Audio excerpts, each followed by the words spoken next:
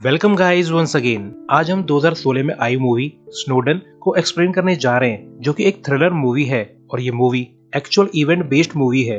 Movie की शुरुआत में हमें एक गजब का सीन दिखाया जाता है और ये व्यू हांगकांग सिटी का है, जहां हमें एक मॉल की लॉबी में दो लोग दिखाए जाते हैं। लेडी का नाम लॉरा पोइट्रेस है, जो कि डॉक्यूमेंट्री फिल्म मेकर है, और आदमी का नाम है ग्लेन ग्रीनवल्ड, जो कि एक कॉलमिस्ट है। असल में कॉलमिस्ट भी एक तरह से जर्नलिस्ट होता है, जो कि न्यूज़पेपर मैगजीन्स के कॉलम में रेगुलरली आर्टिकल पब्लिश करता है, और उसका काम मेनली अपना ओपिनियन देना होता है किसी पर्टिकुलर फैक्ट्स पर। इसके बाद इनसे तीसरा आदमी आकर मिलता है, जिसका नाम एडवर्ड स्नोडन है। इसके बाद एडवर्ड इन दोनों को अपने होटल रूम ले जाता है, जहां पर लॉरा एडवर्ड की डॉक्यूमेंट्री बनाने लगती है। एडवर्ड फिर अपनी कहानी की शुरुआत करता है। वो बताता है कि मेरा नाम एडवर्ड स्नोडन है और मैं एनएसए के लिए प्राइवेट कॉन्ट्रैक्टर के तौर पे काम करता हूँ, और मैंने सीआईए और बाकी एजेंसीज के लिए भी काम किया हुआ है। और इन्हीं बातों में हमें 2004 जॉर्जिया का सीन दिखाया जाता है, यानी आगे की कहानी एडवर्ड स्नोडन का फ्लैशबैक है। यहाँ हमें फुट बैनिंग का सीन दिखाया जाता है, जहाँ पर आर्मी ड्रिल चल रही होती है,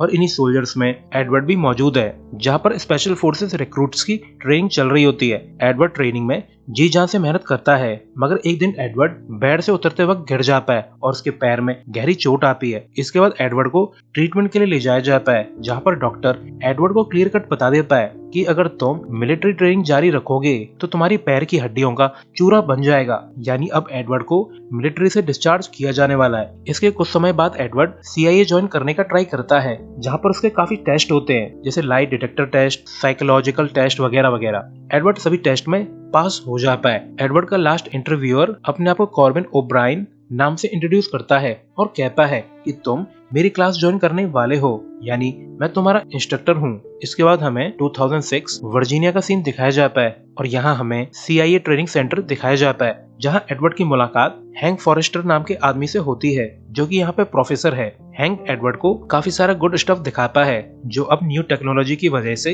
यूज में नहीं है, और फिर जल्द ही ये लोग अच्छे दोस्त बन जाते हैं। इसके बाद ओब्रायन की क्लास चालू हो जाती है, और वो सभी कैंडिडेट्स को एक टेस्ट देता है, जिसे एडवर्ड बहुत जल्द ही पूरा कर लेता है, और इसे देखकर ब्रायन काफी इम्प्रेस होता है। वैसे अपने फ्री टाइम में एडवर्ड लिंडसे मिल्स नाम की लड़की से ऑनलाइन डेटिंग साइट पर चैट किया करता है, और जब ये लोग रियलिटी में फेस टू फेस मिलते हैं तो लिंडसे एडवर्ड के काफी सारे फोटोज ले लेती है, और लिंडसे को पता है कि एडवर्ड स्टेट डिपार्टमेंट के लिए काम करता है, और आज इन दोनों की फर्स्ट डेट है।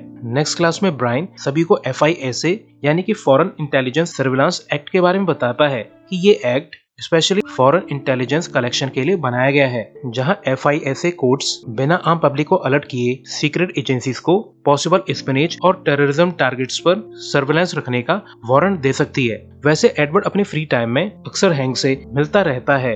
हैंक बताता है कि कुछ साल पहले मैंने एक प्रोग्राम लिखा था जो कि फॉरेन और डोमेस्टिक इंटेलिजेंस को डिफरेंशिएट कर सकता है, और जो डाटा हम टारगेट करते थे प्रोग्राम सिर्फ उसके रिजल्ट्स दिखाता था। मगर कुछ साल बाद एजेंसीज ने न्यू प्रोग्राम डिप्लॉय किया, जो कि मेरे प्रोग्राम का मॉडल बेस्ड था, मगर उन लोगों ने प्रोग्राम से सभी फिल्टर हटा दिए, और अब उनके पास ढेर सारी इंफॉर्मेशन है। मगर इसके बाद न जाने क्यों हैंक आगे कंटिन्यू नहीं करता। इसके बाद ब्रायन एडवर्ड को अपने साथ वॉक पे ले जाता है और बताता है कि एडवर्ड, टेररिज्म तो सिर्फ शॉर्ट टर्म थ्रेट है, रियल थ्रेट तो हमें बिग पावरफुल कंट्रीज से है, और आने वाले समय में वॉर फील्ड पर नहीं बल्कि साइबर स्पेस में लड़ा जाने वाला है। So better be prepared. हमें तुम्हारे जैसे शार्प माइंडेड पर्सन्स की जरूरत है। इसके बाद हमें प्रेजेंट टाइम यानी कि 2013 का सीन दिखाया जाता है, जहाँ पर एडवर्ड अपनी कहानी सुना रहा होता है, जिसे Laura as a documentary record कर रही होती है। इसी समय इन्हें इवन मैक्सवेल नाम का आदमी भी ज्वाइन करता है, जो कि द गार्डियन न्यूज़पेपर का जर्नलिस्ट है। एडवर्ड फिर इनके सामने अपने सभी पासपोर्ट और क्रेडेंशियल्स शो करता है, ताकि उसकी आइडेंटिटी प्रूव हो सके और इन्हें एज एविडेंस यूज किया जा सके।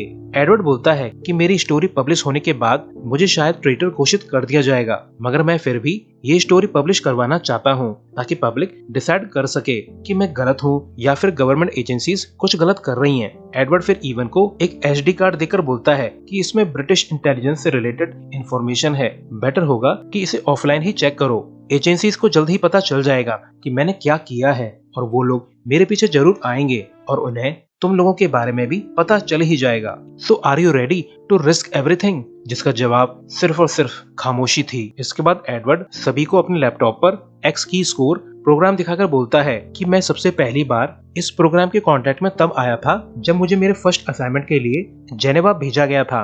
इसके बाद हमें जेनेवा 2007 का सीन दिखाया जाता है, यानी एडवर्ड ने अपनी स्टोरी कंटिन्यू कर दी है। वो बताता है कि मुझे वहाँ पर यूएन मिशन पर एज अ डिप्लोमेटिक कवर भेजा गया था, जहाँ मैंने 2 साल काम किया। और यहाँ पर एडवर्ड की मुलाकात गैब्रियल सोल नाम के आदमी से होती है, जो कि एडवर्ड की तरह ही एक कंप्यूटर एक्सपर्ट था। बस फर्क इतना था कि गैब्रियल के पास एडवर्ड से कहीं ज्यादा एक्सपीरियंस था और गैब्रियल ने ही सबसे पहले एडवर्ड को एक्स की स्कोर प्रोग्राम दिखाया था। गैब्रियल बताता है कि इस प्रोग्राम में कुछ स्पेसिफिक कीवर्ड्स डालते हैं, for example president Bush attack, और सर्च मारते ही काफी सारे मैसेज ईमेल शो होने लगते हैं। यानी पूरे इंटरनेट पर बुश और अटैक कीवर्ड्स जहां पर भी एक साथ एक ही कम्युनिकेशन में शो हो रहे होंगे, एक्स की स्कोर उन्हें सर्च करके सामने ले आता है। गैब्रियल समझाता है कि इसे गूगल सर्च की तरह समझो, बस फर्क इतना है कि गूगल पे सिर्फ पब्लिक डाटा शो होता है और यहाँ पर सारा डाटा शो होता है, चाहे वो पब्लिक हो या प्राइवेट। यानी ये प्रोग्राम ईमेल, चैट, एसएमएस सभी से अपने काम की इंफॉर्मेशन निकाल लेता है। और ये जानकर एडवर्ड काफी शॉक्ड है कि एक्स की स्कोर के सामने कुछ भी प्राइवेसी जैसा नहीं है। इसके बाद एडवर्ड और लिंसे एक पार्टी में जाते हैं, यानी एडवर्ड अपनी न्यू गर्लफ्रेंड लिंसे को भी अपने साथ जेनेवा ले आया है और इस पार्टी में बहुत सारे डिप्लोमेट्स वगैरह भी आए हुए हैं। इसी पार्टी में सीआईए का एक फील्ड एजेंट एडवर्ड से बोलता है कि तुम्हारा टास्क इस पार्टी में एक स्पेसिफिक इंटरनेशनल बैंकर को ढूंढना है जो कि सऊदी को फंडिंग कर रहा है। और जल्द ही एडवर्ड लिंसे की मदद से किरमानी नाम के बैंकर को ढूंढ लेता है। इसके बाद ये लोग किरमानी के ऊपर सर्च करते हैं, मगर किरमानी का बैकग्राउंड बिल्कुल क्लीन था। मगर जब किरमानी की सिस्टर इन लॉ का डाटा चेक करते हैं तो एक वीडियो चालू हो जाती है और इसे देखकर एडवर्ड कंफ्यूज था। तो गैब्रियल समझाता है कि असल में इस लेडी का लैपटॉप ऑफ है, मगर वो अपने लैपटॉप को कवर करना भूल गई है। तो हम लोग ऑप्टिक नर्व एक्टिवेट करके सब कुछ देख सकते हैं और उस लेडी को पता भी नहीं है कि उसके लाइव वीडियो कोई देख रहा है। उसे तो लग रहा होगा कि उसका लैपटॉप तो स्विच ऑफ है। और ये जानकर एडवर्ड काफी शॉक्ड है कि ये लोग किसी की प्राइवेसी को ऐसे कैसे इन्वेड कर सकते हैं, और वो भी इस तरह से। इसके बाद गैब्रियल किरमानी की बेटी सलमा की डिटेल एक्स की स्कोर पर डालता है ताकि ये लोग सऊदी फाइनेंसिंग से रिलेटेड कुछ सर्च कर सकें। मगर एडवर्ड पूछता है कि क्या तुम्हें वीजा कोर्ट ऑर्डर्स की जरूरत नहीं है ऐसे सर्वेलेंस के लिए और प्राइवेसी इन्वेड करने के लिए? तो गैब्रियल बताता है कि नहीं, एक्स की स्कोर को 702 अथॉरिटीज से परमिशन मिली हुई है। हम जो चाहें वो सर्च कर सकते हैं, जिस पर चाहें उस पर सर्विलांस रख सकते हैं। और अब एडवर्ड को लगने लगा है कि ये तो बिल्कुल गलत हो रहा है। मगर गैब्रियल बिना ध्यान दिए ही सलमा की डिटेल निकालने लगता है, जिसमें उसे सलमा के फियांसे नदीम नाम के लड़के के बारे में पता चलता है जो कि यूएस में अपनी मदर के साथ इलीगली रह रहा है। इसके बाद एडवर्ड और वो सीआईए एजेंट किरमानी से मिलते हैं, जो कि काफी दुखी है क्योंकि नदीम को डिपोर्ट किया जा रहा है और उसकी बेटी सलमा ने कल कुछ ज्यादा ही स्लीपिंग पिल्स ले ली हैं। एडवर्ड जल्द ही समझ जाता है कि ये दोनों काम सीआईए वालों का ही है ताकि किरमानी को यूज किया जा सके। मगर इतना ही काफी नहीं था। सीआईए एजेंट्स ने किरमानी को खूब सारी दारू पिला दी थी और वो एडवर्ड को बोलते हैं कि पुलिस को रिपोर्ट करो कि किरमानी नाम का बैंकर दारू पी के गाड़ी चला रहा है और जब किरमानी को जेल होने वाली होगी तब हम उसे बचाने के बदले में उसे डील करेंगे ताकि वो हमारे लिए काम करे, वो भी हमेशा हमेशा के लिए। और ये सुनकर एडवर्ड काफी शॉक्ड है कि अपना काम निकलवाने के लिए एजेंसी किस हद तक गिर सकती है। उनके पास कोई मॉरल्स ही नहीं है। और जब रात को एडवर्ड लिंसे के साथ रोमांस कर रहा होता है तब उसका लैपटॉप खुला हुआ था। एडवर्ड को शक होता है कि कहीं कोई उस पर लैपटॉप के कैमरे से नजर तो नहीं रख रहा है, क्योंकि ऐसा करना बिल्कुल पॉसिबल है। तो एडवर्ड नेक्स्ट डे अपने लैपटॉप के कैमरे पर टेप चिपकाकर उसे ढक देता है। एडवर्ड लिंसे को बताता है कि मैंने सीआईए से रिजाइन कर दिया है क्योंकि मैं उनके तरीके से काम नहीं कर सकता। इसके बाद हमें प्रेजेंट 2013 हांगकांग का सीन दिखाया जाता है। इवन एडवर्ड को बताता है कि हम लोग जनाइन के थ्रू तुम्हारे डॉक्यूमेंट्स विद एविडेंस पब्लिश करने वाले थे, मगर अब जनाइन काफी डर गई है क्योंकि वो इतनी सारी गवर्नमेंट सीक्रेट एजेंसी से पंगा नहीं ले सकती। असल में गाइस, जनाइन एक न्यूज़पेपर वेबसाइट की एडिटर है और इन लोगों ने जनाइन से काफी सारी इन्फॉर्मेशन शेयर कर दी है। तो इवन बताता है कि व्हाइट हाउस को पता चल गया है कि जनाइन के पास कुछ सीरियस क्लासिफाइड इन्फॉर्मेशन है और इंटेलिजेंस एजेंसीज जनाइन से मीटिंग अरेंज करने वाली है,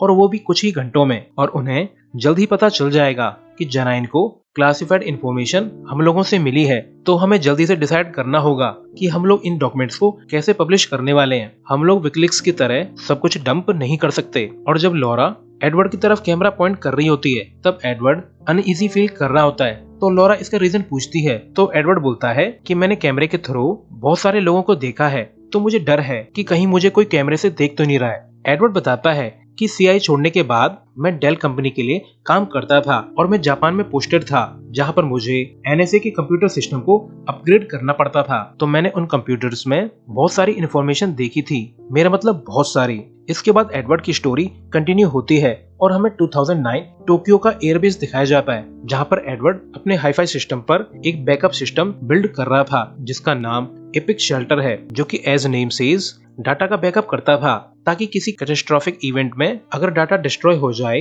तो ये बैकअप सिस्टम काम आ सके। और यहाँ पे हमें पता चलता है एजेंसी ने जापान के सिस्टम और सर्वर्स को टैप कर रखा था, और इतना ही काफी नहीं था, एजेंसी ने जापान के पावर ग्रिड्स में अपने स्लीपर प्रोग्राम्स को डालना शुरू कर दिया था। यानी अगर कभी ऐसा दिन आए कि जापान अमेरिका के एलाई के बजाय एनिमी बन जाए तो गवर्नमेंट एक क्लिक के साथ पूरे जापान इलेक्ट्रिसिटी उड़ा सकती है। और ये काम सिर्फ जापान में ही नहीं बल्कि मैक्सिको, जर्मनी, ब्राजील, ऑस्ट्रिया सभी जगह किया गया है। टेररिज्म तो बस एक्सक्यूज है, असल मुद्दा तो इकोनॉमिक और सोशल कंट्रोल का है, ताकि सुप्रीमेसी ऑफ यूएस गवर्नमेंट हमेशा बनी रहे। एजेंसीज जब किसी स्पेसिफिक टारगेट पर सर्विलांस रखना स्टार्ट करती है तब वो लोग न सिर्फ टारगेट के बारे में इंफॉर्मेशन चेक करते हैं बल्कि उसकी होल लाइफ के बारे में चेक करते हैं, उसके फोन कॉल्स, ईमेल, और उसमें टारगेट के भाई बहन, कजन, मदर सभी के डाटा चेक किए जाते हैं। कहीं से भी कोई भी लिंक मिल जाए जिससे उसे यूज किया जा सके। I mean, इतने सारी सभी लोगों के लाइफ की डिटेल्स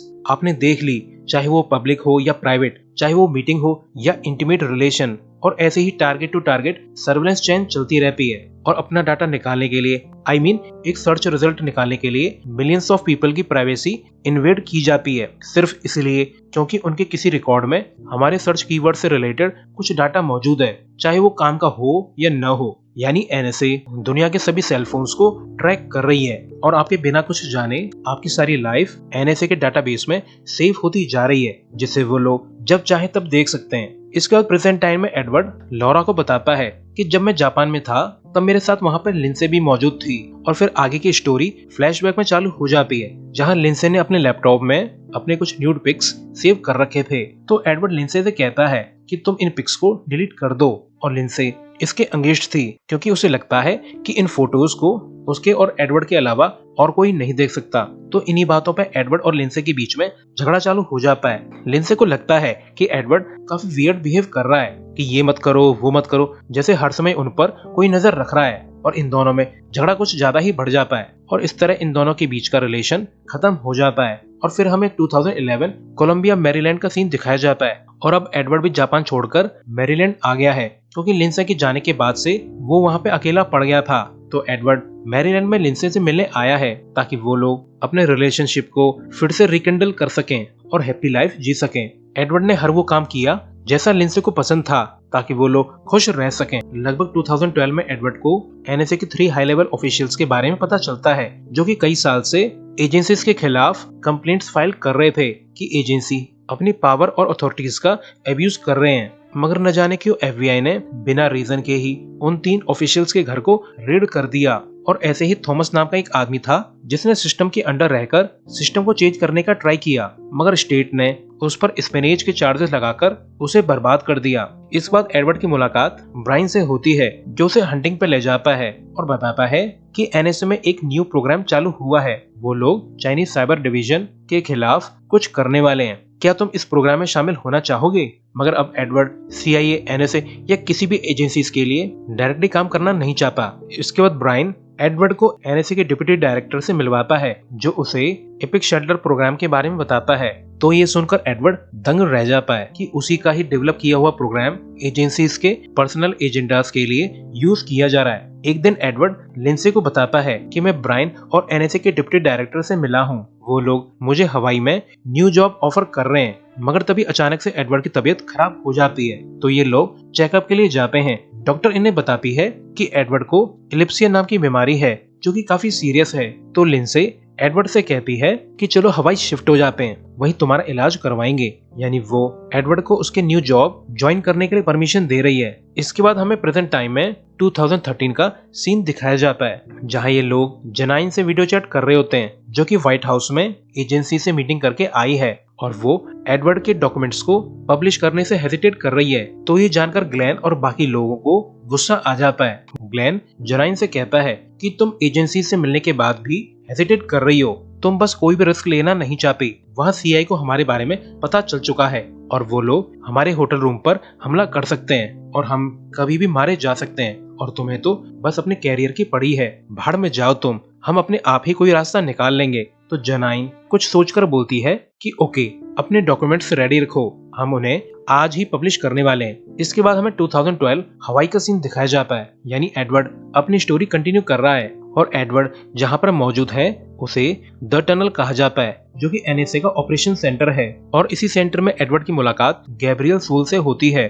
गैब्रियल बताता है कि ये टनल वर्ल्ड वॉर सेकेंड का एक बंकर है जिसे रीमॉडल करके एनएसए का ऑपरेशन सेंटर बनाया गया है। इसके बाद एडवर्ड की मुलाकात ट्रेवर जेम्स और पैट्रिक से होती है। ट्रेवर यहाँ पर ऑपरेशन डिवीजन चीफ है और पैट्रिक इस बेस का स्मार्टेस्ट पर्सन है और वो साइन लैंग्वेज भी जानता है। एडवर्ड देखता है कि ट्रेवर एक ड्रोन से एक एरिया पर बॉम्बिंग करवा रहा है। ट्रेवर बोलता है कि हम लोग बैड गाइज के सेल फोन्स को ट्रैक करते हैं, हमारा काम टारगेट को ट्रैक करना है और उन्हें ऊपर पहुंचाना एयरफोर्स का काम है और ये सिर्फ एपिक शेल्टर की वजह से पॉसिबल हो पाया है। और अब ये सुनकर एडवर्ड बिल्कुल टूट जाता है कि कैसे उसके बिल्ड प्रोग्राम को यूज करके लोगों को मारने के लिए यूज किया जा रहा है, मगर फिर भी एडवर्ड अपने असाइंड काम पर लग जाता है। और इसके बाद एक पार्टी के दौरान एडवर्ड अपनी कलीग की बातें सुनता है। वो आदमी बोलता है कि हम लोग मिडिल ईस्ट में ड्रोन से नजर रखते हैं और एक मिशन के दौरान एक ब्लरी ऑब्जेक्ट स्ट्राइक जोन में आ गया था और हम सबको पता था कि वो ब्लरी ऑब्जेक्ट एक बच्चा है, मगर फिर भी वहाँ पे बॉम्बिंग हुई और वो बच्चा मारा गया। मगर डाटा रिपोर्ट में उस बच्चे के बजाय लिखा गया कि वहाँ पर एक डॉग मारा गया है।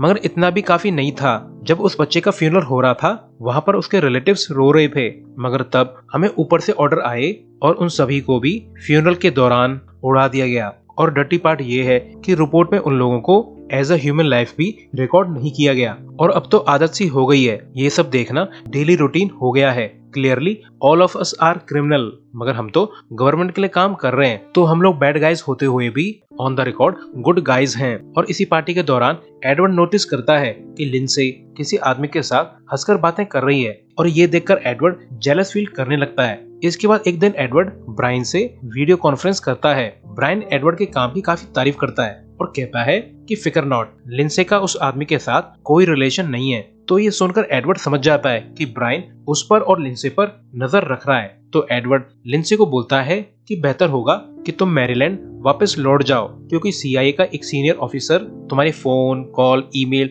हर चीज पे नजर रख रहा है। प्रोबेबली हमारा घर भी बग्ड है, मैं तुम्हें खतरे में डालना नहीं चाहता। इसके बाद एक रात एडवर्ड लॉरा पोइट्रेस को ईमेल लिखता है कि मैं तुम्हें मेरा होटल के सामने वाले मॉल में 2 हफ्ते बाद मिलूंगा और मेरे हाथ में एक रूबिक क्यूब होगा। और गाइस, ये समय एडवर्ड की लॉरा और ग्लेन से मीटिंग से 2 हफ्ते पहले का है। इसके बाद नेक्स्ट डे टनल के सिस्टम में कुछ दिक्कत आने लगती है, तो सभी लोग उसी में बिजी थे। तो एडवर्ड को मौका मिल जाता है और वो कंप्यूटर में एक सीक्रेट एचडी कार्ड लगाकर सारा डाटा कॉपी कर लेता है, जिसमें फीजा, एनएसए, मास सर्वेलेंस वगैरह की फाइल्स थी। इसके बाद एडवर्ड एचडी कार्ड को एक रूबिक क्यूब में डाल देता है और अपने ऑफिस से निकल जाता है और सिक्योरिटी चेक पर अपने क्यूब को एक गार्ड को दे देता है एज अ फ्रेंडली जेस्चर। और चेकिंग के दौरान एडवर्ड पर कोई भी डिवाइस नहीं मिलता। ये तो नॉर्मल रूटीन था। और फिर एडवर्ड क्यूब को लेकर यहाँ से निकल जाता है और ये सब करके एडवर्ड काफी खुश है, क्योंकि वो कुछ बड़ा करने वाला है। और इसी के बाद हांगकांग में एडवर्ड की लॉरा और ग्लेन से मुलाकात हुई थी। इसके बाद हमें प्रेजेंट डे दिखाया जाता है और डेट है 5 जून 2013 और जनाइन ने अब तक डॉक्यूमेंट पब्लिश कर दिए हैं कि एनएसए मास सर्वेलेंस करती है। और ये न्यूज देखकर ये सभी लोग काफी खुश हैं। हर टीवी चैनल्स पर इसी सब की न्यूज चल रही होती है और ये लोग काफी खुश हैं, क्योंकि अब एनएसए और उनके बारे में पब्लिक के सामने बात आ चुकी है और अब गवर्नमेंट उन्हें इतनी आसानी से साइलेंस नहीं करा सकती। इसके बाद अगले दिन वॉशिंगटन पोस्ट में प्रिज्म प्रोग्राम के बारे में न्यूज छपती है कि इंटेलिजेंस एजेंसीज यूएस की 9 इंटरनेट कंपनी का डाटा टैप कर रही है और यही न्यूज सीएनएन चैनल पर भी चल रही होती है। दिन रोज एनएसए के सीक्रेट सर्वेलेंस टूल से रिलेटेड न्यूज छप रही होती है और फिर एडवर्ड की डॉक्यूमेंटेड फिल्म भी बिग स्क्रीन पर चलना चालू हो जाती है और ये सब हैंक फॉरेस्टर भी देख रहा होता है और वो काफी खुश है। इसके बाद एडवर्ड और उसकी रेवोल्यूशनरी टीम अपना काम खत्म करके निकलने का प्लान बनाती है और एडवर्ड एक जर्नलिस्ट का वेश बनाकर यहाँ से निकल जाता है। जब एडवर्ड होटल से बाहर जा रहा होता है तो वो सुनता है कि स्टेट ने एडवर्ड पर लीगल एक्शन लिया है और उस पर स्पिनेज के चार्जेस लगाए गए हैं और अब एडवर्ड छुपता हुआ हांगकांग एयरपोर्ट पहुंच जाता है और फिर मॉस्को के लिए निकल जाता है। और ताज्जुब की बात यह है, एडवर्ड को न तो हांगकांग अथॉरिटीज ने अरेस्ट किया और न ही रशियन अथॉरिटीज ने। इसके बाद हमें एक बड़ा सा हॉल दिखाया जाता है जहाँ पे एडवर्ड एक गैदरिंग में वर्चुअली शामिल होता है। वो रिमोटली ये सेमिनार अटेंड कर रहा है और यहाँ पे एडवर्ड एक तगड़ी स्पीच देता है जिसके लिए खूब सारी तालियां बजती हैं। इसके बाद हमें पता चलता है कि एडवर्ड तब से मॉस्को में रह रहा है और उसकी गर्लफ्रेंड लिंसे भी उसके पास शिफ्ट हो गई है। और इसी सीन के साथ ये मूवी एंड होती है। सो अभी के लिए good bye, thanks for watching.